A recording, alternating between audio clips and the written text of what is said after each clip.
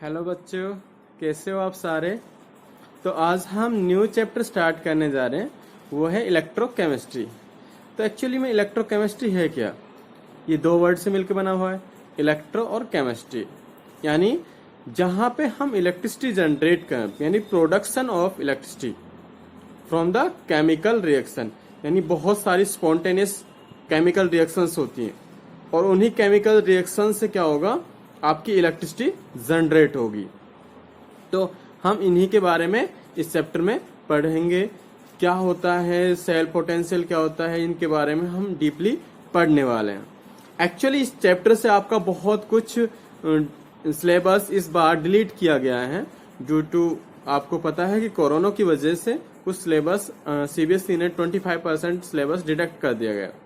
तो आपको मैं बताता चलूं कि उसमें से जो डिडक्ट किया है वो है आपका galvanic cell, electrochemical cell, fuel cell. ये तीनों टॉपिक्स अच्छे थे बट इसको रिमूव कर दिया। फ्यूल सेल का बहुत इंपॉर्टेंट था, हर बार कुछ न कुछ एक आध क्वेश्चन आता है एप्लीकेशन या फिर यू कुछ न कुछ आता था, पर वो भी आपका रिमूव कर दिया गया। एंड फाइनली कोरोजन, आप ये बहुत पढ़ते हो, बहुत आसान था, फिर इसको भी रिमूव कर दिया गया। एंड सेकंड थिंग क्या है, लॉज ऑफ इलेक्ट्रोलाइसिस, इसको भी आपका रिमूव कर दिया। यानी टोटल 5 टॉपिक्स इस चैप्टर से रिमूव कर दिए गए, यानी डिलीट कर दिए गए हैं। तो आपको कुछ सिलेक्टेड ही टॉपिक आपको इसमें पढ़ने हैं। तो आज हम उन्हीं टॉपिक के बारे में डिस्कस करने वाले हैं, स्टेप बाय स्टेप हम पढ़ते हैं। Okay, let's go. What is electrochemistry? तो ये हमारा यूनिट 3 है। तो इलेक्ट्रो और केमिस्ट्री मैंने आपको बताया था क्या होता है। Electrochemistry is the study of production of electricity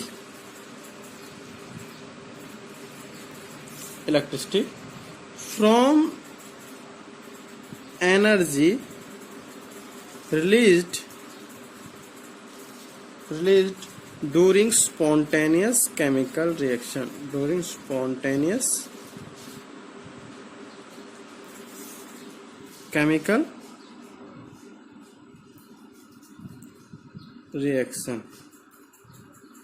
ठीक है। तो ये मोस्टली जो केमिकल रिएक्शंस होती हैं वो बहुत तेजी से होती हैं और वो क्या करते हैं, इलेक्ट्रिसिटी एनर्जी जनरेट करती है। एनर्जी से क्या होता है, इलेक्ट्रिसिटी जनरेट होती है। तो हम इन्हीं के बारे में आज डिस्कस करने वाले हैं। अब इसमें मोस्टली जो था कि वो हमारे पास डिफरेंट हम मेटल्स के बारे में, सोडियम हाइड्रोक्साइड हो गया, क्लोरीन, ये केमिकल प्रोड्यूस जो इलेक्ट्रोकेमिकल मेथड्स होते हैं, बैटरीज होती हैं, उनमें भी केमिकल एनर्जी इलेक्ट्रिकल एनर्जी में कन्वर्ट होती है। आपने देखा होगा जो घर पे आपके इन्वर्टर्स हैं उसमें क्या होता है, आपने देखा होगा उसमें केमिकल रिएक्शंस हो रही है और केमिकल रिएक्शन से क्या हो रही है, इलेक्ट्रिसिटी जनरेट हो रही है। ठीक है। वाटर से आपका देखा होगा आपने, वाटर से जो क्या होता है, पानी बनता है, उसी तरीके वाटर से क्या होता है, हमारी इलेक्ट्रिसिटी बनती है। तो उनके बारे में हमने डिस्कस कर चुके हैं ऑलरेडी। ठीक है। तो अब हम जो पढ़ने हैं वो होता है सेल पोटेंशियल, क्योंकि आपका जो दो टॉपिक्स थे, electrochemical cell and galvanic cell, ये दोनों क्या होते हैं आपके सिलेबस से खत्म कर देंगे।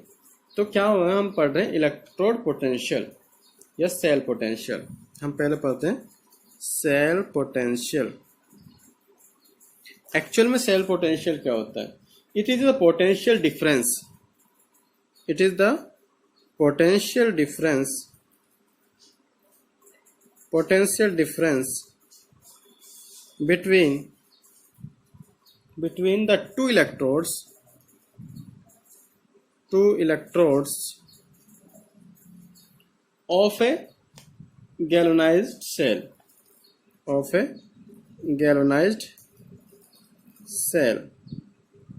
is called cell potential और it can be measured by in volts। आपने देखा होगा आपकी जो घर पे आपने देखा होगा छोटा सा सेल होता है, उस पे 1.5 वोल्ट का होता है। इसका मतलब उसका जो पोटेंशियल वो कितना है, 1.5 वोल्ट, यानी इतनी वोल्ट वो करंट प्रोड्यूस करेगा।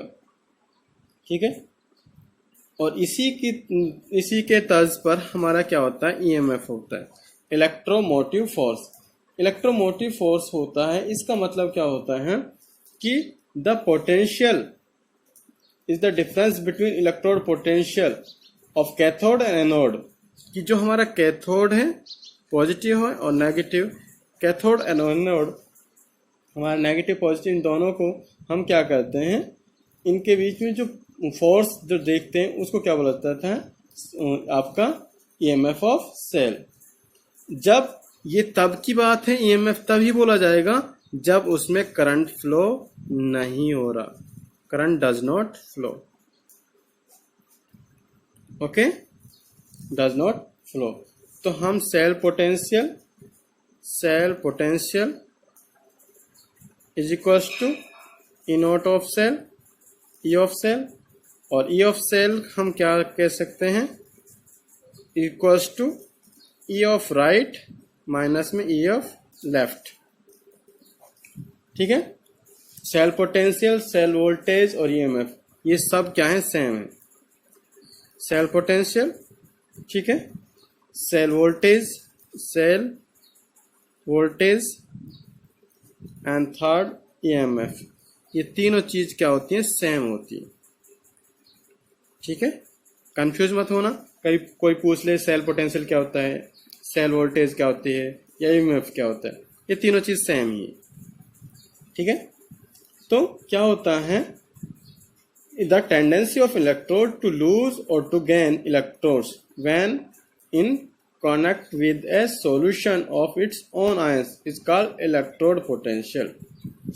अब इलेक्ट्रोड पोटेंशियल क्या होता है, इलेक्ट्रोड पोटेंशियल क्या होता है, एक्चुअली जो इलेक्ट्रोड पोटेंशियल है, it is the tendency of an electrode to lose or gain electrodes when in contact with a solution of its own ion is called electrode potential। ठीक है, तो हम major किस तरीके से कर सकते हैं, डिफरेंट मेथड्स हैं। इलेक्ट्रोड पोटेंशियल को हम स्टैंडर्ड हाइड्रोजन इलेक्ट्रोड होता है, उसके थ्रू हम उसको मेजर कर सकते हैं। When electrode act as cathode reduction, उस तरीके से हम उसको मेजर कर सकते हैं। तो एक्चुअली में जो स्टैंडर्ड हाइड्रोजन इलेक्ट्रोड होता है वो क्या होता है, सी बोलते हैं इसको। सी का मतलब होता है स्टैंडर्ड हाइड्रोजन इलेक्ट्रोड। ठीक है, स्टैंडर्ड हाइड्रोजन इलेक्ट्रोड। तो ये क्या होता है, if in a half cell, अगर हमारे पास क्या है, हाफ सेल है, the electrode is suspended in 1 mole solution and the temperature is kept 25 degree Celsius, the electrode potential is called C। अगर हमारा हाफ सेल हो, ठीक है, 1 मोल हमारे पास सॉल्यूशन हो, 1 मोल सॉल्यूशन हो, और उसमें टेम्परेचर कितना हो, 25, यानी रूम टेम्परेचर 298 केल्विन हो, तो इलेक्ट्रोड जो पोटेंशियल होगा उस टाइम हम उसको क्या बोलेंगे, standard hydrogen electrode. Okay, clear students. ये फाइनली जो हम स्टैंडर्ड जो इलेक्ट्रोड हाइड्रोड पोटेंशियल होता है वो 1 बार प्रेशर पे होता है, कनेक्टिंग वायर्स के हम उसके साथ कनेक्ट होते हैं।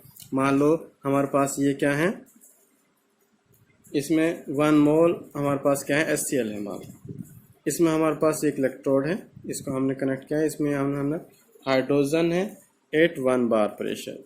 ये बात मेन होती है, हाइड्रोजन इसी वजह से बोला जाता है, इसको हाइड्रोजन होता है। ठीक है, और इसी से हमारा कनेक्टिंग वायर होते हैं जिससे कनेक्ट होता है।